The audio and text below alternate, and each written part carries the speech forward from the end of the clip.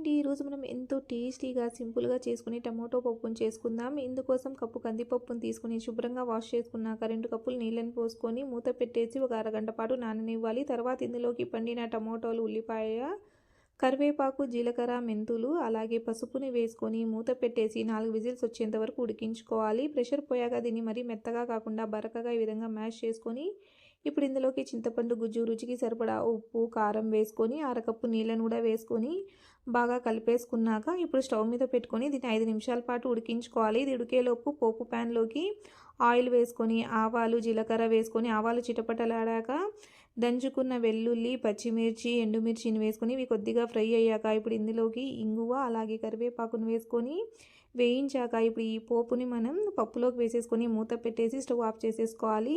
ఒక 3 నిమిషాల తర్వాత సన్నగా తరిగిన కొత్తిమీరని వేసేసుకొని కలిపేసుకొని దించేసుకుంటే ఎంతో కమ్మగా ఉండే టమాటో పప్పు రెడీ.